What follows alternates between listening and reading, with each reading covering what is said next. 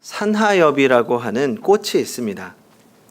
이 산하엽이라는 꽃은 높이 30cm에서 한 60cm의 꽃으로 주로 한 6월이나 7월에 피는 꽃입니다. 이 설명으로는 좀 부족하니까 제가 사진을 한 장 보여드리겠습니다. 네, 예쁘지 않습니까? 제가 꽃을 잘 모르지만 이 연약해 보이면서도 또 고상한 모양을 가진 아름다운 꽃인 것 같습니다. 그런데 이 아름다운 꽃이 더 아름다워지는 순간이 있습니다. 바로 비를 맞을 때입니다. 이 평소에는 보송보송한 솜털처럼 하얀 산하엽은 비나 이슬을 머금는 순간 180도 달라집니다. 다음 사진을 보겠습니다. 좀 달라졌죠? 평소에는 하얗던 산하엽이 비를 맞으면 투명해집니다. 이 꽃잎이 투명해진 산하엽은 이전보다 더 아름답고 신비한 느낌을 줍니다. 참 아름다운 만남이 아닙니까? 산하엽이라는 꽃이 비를 만났을 때 더 아름다운 꽃으로 변하게 됩니다. 우리의 인생에도 이런 아름다운 만남이 있습니다. 바로 주님과의 만남입니다. 우리의 인생은 예수님을 만나는 순간 더 아름다운 모습으로 변하게 됩니다. 오늘 성경에도 그런 아름다운 만남의 이야기가 기록되어 있습니다. 바로 예수님의 제자 어부 베드로와 예수님의 만남입니다. 오늘 이 만남을 살펴보면서 우리의 인생에도 이런 멋진 만남과 함께 우리의 인생이 변화되는 놀라운 경험을 하기를 원합니다. 먼저 이 만남에 대해서 예수님 편에서 한번 생각해 보도록 하겠습니다. 오늘 말씀 16절을 같이 읽어보겠습니다. 시작. 갈릴리 해변으로 지나가시다가 시몬과 그 형제 안드레가 바다에 금을 던지는 것을 보시니 그들은 어부라. 여기서 시몬은 베드로를 말합니다. 예수님께서 본격적으로 사역을 시작하시면서 예수님과 함께할 제자들을 부르십니다. 제가 예전에 오후 찬양 예배 시간에 병행 구절인 이 마태복음을 설교하면서 한번 설명한 적이 있는데, 이 마태복음을 보면 예수님이 갈릴리 해변에서 지나가시더라 라는 단어가 헬라어로 페라파톤입니다. 그러니까 이 말은 그냥 걸어다니는 것, 그냥 지나가는 게 아니라 묵상하면서 지나간다 라는 의미입니다. 그러니까 이 말씀을 상상하실 때는 예수님께서 갈릴리 바다 주위를 마치 산책하듯이 여유를 가지고 걸어 다니시는 모습을 상상하시면 됩니다. 특히 생각에 잠겨 갈릴리 해변을 걸어 다니시는 예수님의 모습을 떠올려 보십시오. 그렇게 다니시다가 예수님께서는 베드로와 안드레가 그물을 던지는 것을 보았습니다. 이 여기서 보았다라는 단어는 헬라어로 에이덴이라고 하는데, 그냥 지나치다가 우연히 본 것이 아니라 세심하게 관찰했다는 의미를 가지고 있습니다. 특히 외적인 부분뿐만 아니라 상대방의 마음과 영혼의 상태까지도 소상하게 들여다볼 정도로 관찰했다는 것입니다. 예수님께서는 그냥 우연히 마주친 베드로와 안드레를 부르신 것이 아닙니다. 이 역사가 요세푸스에 의하면 AD 1세기경에 240여 척의 배가 있는 갈릴리 바닷가에서 베드로와 안드레, 야고보, 요한을 찾아가셔서 만났다고 설명합니다. 해변의 수많은 사람들 가운데 베드로와 안드레를 관찰하시고 그들을 찾아가신 겁니다. 그렇다면 성도 여러분, 우리는 여기서 궁금한 것이 있습니다. 예수님께서는 왜 하필이면 베드로를 선택하셔서 부르신 걸까요? 예수님께서는 베드로와 안드레의 무엇을 보고 그들을 선택하신 걸까요? 그 어떤 목사님들은 여기서 베드로가 밤을 새고 또 새벽까지 그물을 던지는 모습을 보면서 베드로의 성실성을 보고 베드로를 선택했다고 말씀합니다. 또 어떤 분들은 베드로의 지치지 않는 열정을 보셨기 때문이라고 말합니다. 그래서 예수님이 그런 걸 보고 베드로를 선택하셨다는 것입니다. 그런데 제가 오늘 말씀을 아무리 묵상해 봐도 도저히 베드로의 어떤 특별함을 발견하기가 어려웠습니다. 물론 지금 우리가 알고 있는 베드로는 사도로서의 베드로, 전도자로서의 베드로, 교회를 세우는데 큰 공로를 세운 베드로, 그런 멋진 모습을 떠올릴 수 있지만 그건 나중 이야기입니다. 지금 그물을 던지고 있는 베드로에게는 어떤 특별함도 찾아볼 수 없습니다. 그렇다면 예수님께서는 왜 베드로를 선택하신 걸까요? 왜 하필 베드로였을까요? 정답은 우리는 모른다는 겁니다. 우리는 지금 베드로의 특별함을 알 수 없습니다. 우리는 모르지만 예수님께서는 보신 겁니다. 우리는 종종 하나님께서 부르신 사람들 중에 이해할 수 없는 사람들이 있습니다. 도대체 하나님께서 저 사람을 왜 부르셨지? 하나님께서 저 사람을 왜 쓰시지? 우리는 알 수 없습니다. 하지만 하나님께서 그 사람을 부르신 이유, 하나님께서 그 사람을 쓰시는 이유가 있다는 겁니다. 저도 제 친구 동역자들을 보면서 그런 생각을 참 많이 합니다. 그 성도님들도 아시겠지만 제가 신학교에 들어가기도 싫어했고 또 들어가서도 그만두고 싶어 했던 걸 아실 겁니다. 제가 그런 거에는 여러 가지 다른 일을 하고 싶었던 이유도 있었지만 그냥 신학교 자체가 싫었습니다. 신학교 분위기가 싫었습니다. 당시에는 제가 정말 가진 것도 없이 최고로 교만했던 시기인데 신학교에 다니는 친구들이 싫었습니다. 제가 볼 때는 이 신학교에 있는 친구들이 마치 세상에서 실패한 실패자들, 루저들처럼 보인 겁니다. 세상에서 인정 못 받고 교회에서 속된 말로 나대다가 교회에서 칭찬받고 인정받으니까 그게 좋아서 신학교에 온 사람들이라고 생각했습니다. 그래서 제가 그 친구들하고 같이 놀기도 싫어했습니다. MT만 간다고 하면 제가 꼭 빠지려고 했고 하루라도 여기를 빨리 탈출하려고 했습니다. 수업도 끝나면 바로 집에 갔습니다. 못됐죠? 지금 생각하면 너무 웃긴 거죠. 도대체 내가 그때 뭐가 잘났다고 그랬을까? 부끄럽습니다. 그러다가 제가 예수님을 인격적으로 만나고 나니까 조금 변했습니다. 예전에는 너무나 보잘것없어 보이던 친구들이었는데 하나님께서 그 친구들을 부르신 이유를 아주 조금 알겠더라고요. 오히려 이제 그때는 제가 작아 보이고 또 그 친구들보다 또 뒤처져 보이기도 했습니다. 그런데 제가 그때까지도 조금 교만했습니다. 이 다른 교만이 생긴 거죠. 이제 나는 하나님의 부르심을 받아서 하나님의 일을 할 거야 라고 생각했지만 아직도 제가 친구들을 볼 때에는 부족해 보이는 친구들이 많았습니다. 저 친구는 성격이 좀 소극적인데, 저 친구는 성실하지 않은데, 저 친구는 말도 잘 못하는데, 고리타분한데, 쟤는 공부를 너무 안 하는데. 그러니까 제가 볼 때는 아무래도 이 친구들이 나중에 전도사님, 목사님 이 사역을 하기에는 너무 모자라는 것처럼 보였습니다. 그런데 그때로부터 지금 한 13년 정도가 지났습니다. 어떻게 됐을까요? 정말 놀랍게 하나님께서 그 친구들을 쓰고 계시더라고요. 그 중에 한 친구는 이 몇 년 전에 저하고 이제 대학원에서 다시 공부를 함께하는 동기가 됐습니다. 이제 그 친구가 일찍 군대를 갔거든요. 그래서 군대를 갈 때에는 제가 학교에 있었고 또 제가 졸업해서 군대에 있는 동안 신대원까지 졸업하고 군대에 있는 동안 그 친구가 신대원에 들어왔습니다. 그러니까 한 8년 정도는 아예 서로 잘 보지도 못하고 있다가 다시 대학원에서 또 동기로 만나게 된 겁니다. 그런데 깜짝 놀랐습니다. 사실 제가 대학교를 다니면서 가장 우습게 여기던 친구 중에 한 사람이었거든요. 또 공부도 당연히 제가 훨씬 잘했고요. 그 친구를 보면 이 성격도 유들유들하고 어디 보면 나사도 한 군데 빠진 것 같고 웃는 것도 허허허 이상하게 웃는 거예요. 제가 볼 땐 너무 좀 그냥 그런 친구였습니다. 그런데 8년 만에 만났는데 완전히 달라진 겁니다. 성실하고 열정적이고 탁월했고 빈틈도 없었습니다. 그래서 저희 그 대학원 동기 한 10명 중 10명이 같이 공부를 했는데 그 친구 별명이 역시였습니다. 역시 잘해. 역시 훌륭해. 그래서 그 친구 이름이 항상 역시 누구누구. 그 친구 호였습니다. 호. 하나님께서 정말 쓰실 만한 사람으로 변했더라고요. 저는 예전에 못 봤었는데 하나님께서는 이미 그 친구를 보셨더라고요. 그런데 성도 여러분, 사실 저희 친구들 중에 가장 놀라는 건 누굴까요? 제 동기들입니다. 부끄럽지만 저를 보고 놀라는 거죠.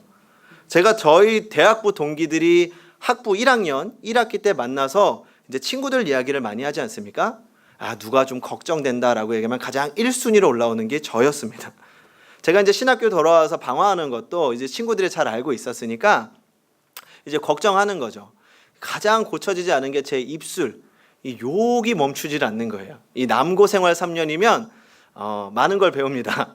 그래서 뭐 말도 거칠고 성실하지도 않고 끝나면 집에 가고 그러니까 친구들이 저를 보면서 얼마나 혀를 찼겠습니까? 야, 쟤는 곧 그만두겠다. 이렇게 생각한 친구들이 많았습니다. 그 중에 한 사람이 누구냐 하면 저희 집사람입니다. 제가 한참 이제 좋아서 쫓아다닐 때라서 늘 붙잡고 이야기했습니다. 아, 나는 여기 안 맞아. 얘네들 수준이 안 맞아서 같이 놀기 싫어. 나 그만둘 거야. 이민 갈지도 몰라. 그런데 하나님이 지금 이렇게 쓰시더라고요. 저도 제가 이렇게 쓰일 줄 몰랐습니다. 2003년에 선우주를 본 사람들이 지금 이렇게 쓰임 받을 거라고 누가 생각했겠습니까? 아무도 몰랐을 겁니다. 또 더 놀라운 분이 있습니다. 우리 박상은 전도사님, 그때 당시 자기는 죽어도 사모하지 않겠다고 얘기했거든요. 자기는 자격이 없다고, 능력이 없다고. 근데 지금 저기서 아기돌 보고 계십니다. 성도 여러분, 그런데 그 모든 것을 알고 저를 부르신 분이 계십니다. 누구십니까? 하나님이십니다. 하나님께서 지금 여기 오늘 우리를 부르신 이유도 마찬가지입니다. 우리 스스로 생각할 때는 지금 하나님의 일을 감당할 만한 능력이 없다고 생각합니다. 맞습니다. 지금 능력이 없으십니다. 분명히 없습니다. 그런데 하나님께서 우리를 부르신 이유가 있습니다. 하나님은 지금 현재 우리의 모습을 보고 부르신 것이 아닙니다. 하나님이 보고 계신 것은 우리 안에 숨겨진 특별함이 꽃을 피워서 하나님의 일을 할 수 있는 사람으로 변화된 그 모습을 바라보고 계신 겁니다. 그래서 저는 지금도 늘 저를 생각하면 저 스스로를 기대합니다. 하나님께서 지금 저를 쓰고 계신 이유도 지금 제가 잘하고 있기 때문이 아니라 앞으로 하나님 안에서 더 성숙해가고 더 멋져질 모습을 하나님께서 보고 계시다고 생각하니까 저 스스로를 기대하고 있는 겁니다. 당연히 지금 저도 저 스스로 생각할 때 부족한 점이 많죠. 하지만 지금이 끝이 아니라 하나님은 더 크게 쓰실 거라는 걸 믿고 있기 때문입니다. 지금 예수님이 부르신 베드로도 완전한 모습이 아닙니다. 그냥 지금 부르셨을 때 베드로는 그냥 어부입니다. 뱃사람입니다. 갈릴리 사람인지라 성격도 강합니다. 부족합니다. 하지만 주님은 지금의 베드로를 보신 것이 아니라 앞으로 사용하실 주님께서 만들어 가실 그 모습을 보고 부르신 겁니다. 그리고 하나님께서 어떻게 하십니까? 일단 부르시고 그때부터 쓸만한 사람으로 만들어 가시고 훈련시키신 겁니다. 성도 여러분, 우리는 주님께서 우리를 왜 부르셨는지 알 수 없습니다. 하지만 주님이 알고 계십니다. 주님께서 오늘 우리를 부르신 이유가 있다는 걸 기억하시기 바랍니다. 그리고 기대하시기 바랍니다. 우리가 말씀을 나누면서 예수님께서 베드로를 부르신 이유는 생각해 봤습니다. 그런데 더 이해가 안 되는 것이 있습니다. 마가복음 1장 17절과 18절을 같이 읽어보겠습니다. 시작. 예수께서 이르시되 나를 따라오라. 내가 너희로 사람을 낚는 어부가 되게 하리라 하시니 곧 그물을 버려두고 따르니라. 아멘. 이 베드로는 예수님께서 부르시자 일하던 그물도 버려두고 예수님을 따라갑니다. 도대체 베드로가 왜 예수님을 따라갔을까요? 그 오늘의 말씀만 보면 예수님께서 갈릴리 해변을 지나가시다가 우연히 시몬과 안드레를 만나서 제자로 부르신 것처럼 보입니다. 하지만 그 요한복음의 기록을 보면 이미 안드레와 베드로는 이 유대 지역에서 예수님을 만나 대화를 나눴던 적이 있습니다. 그 베드로의 형제였던 이 안드레는 세례 요한의 제자였습니다. 그러니까 세례 요한을 통해서 예수님이 어떤 특별한 분이시라는 걸 알게 됐고 또 자기 집에 가서 베드로에게 예수님에 대한 이야기를 전해 주었습니다. 그러니까 베드로도 예수님에 대해서 조금 들어서 알고 있던 거죠. 그리고 누가복음의 기록을 보면 갈릴리 해변에서도 예수님께서 무리들에게 말씀을 전하실 때 베드로의 배에서 말씀을 전하셨고 또 베드로로 하여금 물고기를 많이 잡게도 도와주셨습니다. 그래서 베드로도 예수님으로부터 듣고 또 자기 눈으로 봤던 예수님이 이 뭔가 저분은 좀 다르다, 저분은 좀 특별하다, 이런 건 알고 있었을 겁니다. 하지만 그것만으로 베드로가 예수님을 따라갔다고 생각하기에는 좀 부족합니다. 지금 베드로는 어마어마한 결단을 한 겁니다. 자기 생업을 다 때려치우고 예수님을 쫓아간 겁니다. 대체 무엇이 베드로로 하여금 예수님을 따라가게 만든 걸까요? 그 기본적인 동기가 뭘까요? 그래서 우리는 당시 이 베드로의 생활에 대해서 생각해 볼 필요가 있습니다. 그 1세기경에 이 고기잡이는 팔레스타인 경제에 있어서 굉장히 중요한 요소였습니다. 오늘 우리가 흔하게 생각할 수 있는 자기 배를 가지고 운영하는 이 자영업을 생각하시면 안 됩니다. 이 자기의 배를 가지고 있는 어부라고 해도 국가 사업에 종속된 사람들이었습니다. 이 고기잡이는 전적으로 그 당시 지배자들의 권한이었습니다. 로마 황제의 권한이었고 총독 그리고 지역 군주가 그 지배자 권한을 갖고 있던 겁니다. 그리고 이 사람들로부터 고기잡이의 권한을 하청받아서 이 고기잡이를 관장하는 또 다른 지배계급이 있었습니다. 그러니까 실제적으로는 고기잡이의 실세들은 이 사람들이었습니다. 그런데 이 사람들이 다시 고기잡이 권한을 또 다른 브로커들에게 팔았는데 이 브로커들이 일반적으로 당시에 세금을 걷는 세리들이었습니다. 그러니까 실제 어부들, 고기 잡는 사람들은 이 브로커들과 계약을 맺고 조업권을 사서 고기잡이를 하는 사람들이었고 이 브로커들하고 계약에 따라서 배당을 받는 사람들이었습니다. 그렇기 때문에 이 어부들은 사실 이 브로커들, 세리들에게 빚을 지고 사는 사람들이었습니다. 그런 상황 속에서 아무리 어부들이 배를 많이 가지고 있다고 하더라도 결코 부유하다거나 중산층에 속할 수가 없었습니다. 왜냐하면 고기를 잡아서 얻는 이익금들은 모두 브로커들이나 지역 관리들이 다 가져갔기 때문입니다. 그러니까 소장농의 소장농인 겁니다. 하층 중에 가장 하층이죠. 매일같이 고기잡이를 해보지만 자기가 얻을 수 있는 이익이 없습니다. 그저 하루 먹고 하루 살아가는 겁니다. 하루 종일 그물 깃고 던지고 고기 잡고 노력을 해봤지만 그 모든 노력이 착취되고 내 인생은 변할 것 같은 희망이 없습니다. 이런 부류의 사람들에게 가장 강력한 꿈과 희망이 뭘까요? 현실 탈출입니다. 이 반복되고 거지 같은 현실에서 벗어나는 겁니다. 아마 베드로에게도 늘 그런 꿈이 있었을 겁니다. 도대체 내가 언제까지 여기에서 고기 잡아야 되지? 언제까지 이렇게 금을 걷어야 되지? 나는 아무것도 할 수 없고 그냥 여기에서 이렇게 살아야 되나?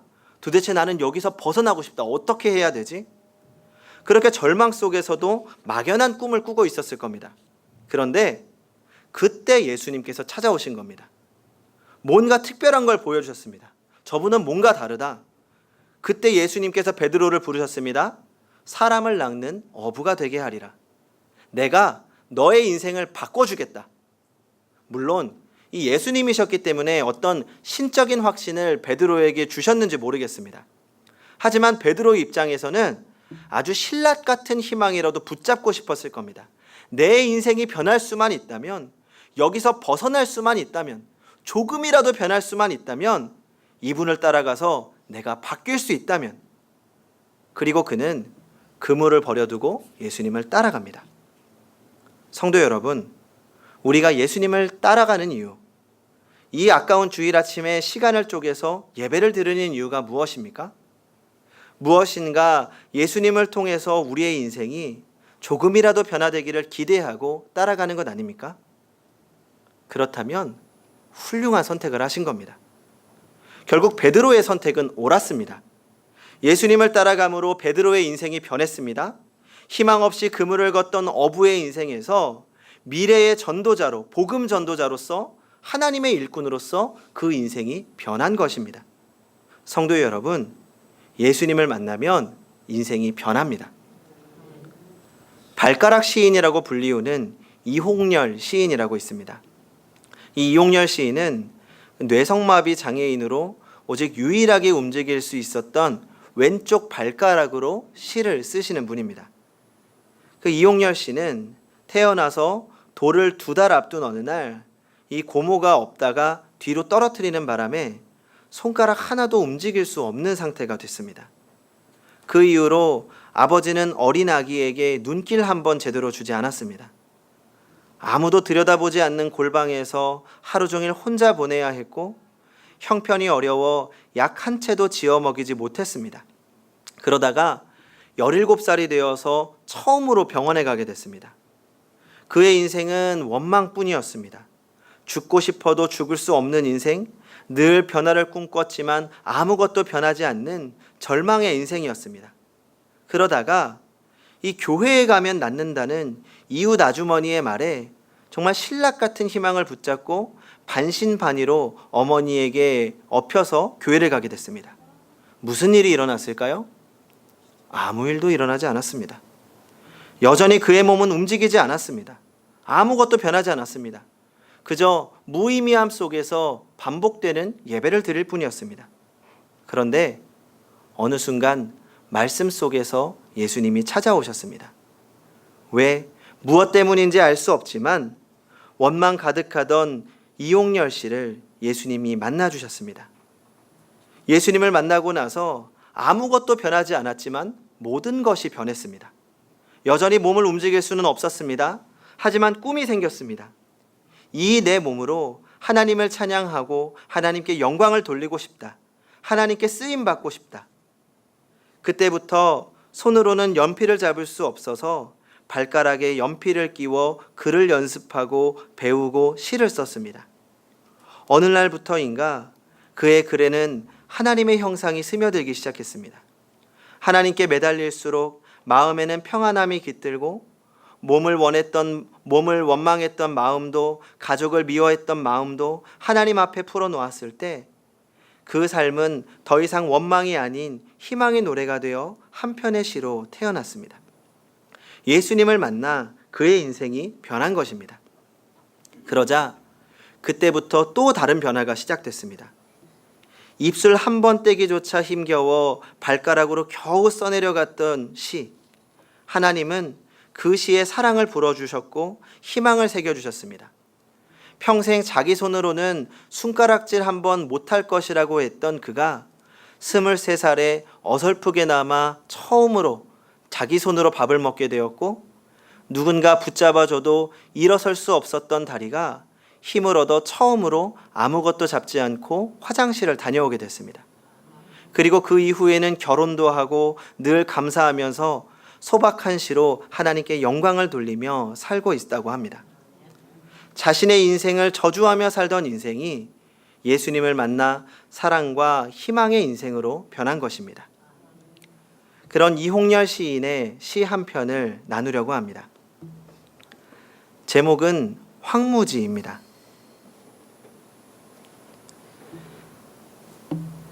어둠 세상에서 별처럼 살려고 했지만 내 모습 너무 작아 어떻게 살아야 하나요? 허허로운 황무지에 달처럼 살려 했지만 내 빛이 약하여 이 많은 아우성에 어떤 미소여야 하나요? 내 영혼은 어디에서 배어나는 푸른 노랫소리, 길고 긴 기다림의 순간을 위해 사랑에 겨운 내 노래는 어느 빛 어느 가슴으로 행해야 하나요? 어두운 세상 속에서 자신의 작은 노래로 조금이라도 세상을 밝히고자 하는 이홍렬 시인의 마음을 느낄 수 있지 않을까 합니다. 성도 여러분, 정말 우리의 인생이 변해야 하지 않을까요? 아무것도 변하지 않는다고 주님께 투정거리며 불평하는 것이 아니라 주님께서 우리에게 진정으로 원하시는 인생, 하나님께 쓰임받는 인생으로 변화되어야 하지 않을까요? 사나엽이 비를 만나 더 아름다운 꽃으로 변한 것처럼 우리가 주님께 푹 젖어 있을 때 우리의 인생이 더 아름답게 변할 것입니다. 오늘 주님은 우리를 기대함으로 부르십니다. 우리가 그 주님의 부르심에 응답하고 내가 붙잡고 있는 그물을 버려두고 주님을 따라갈 때 그때 우리의 인생이 하나님이 기대하시는 인생, 그리고 우리가 기대하는 그 이상의 인생으로 변화될 것입니다. 기도하겠습니다.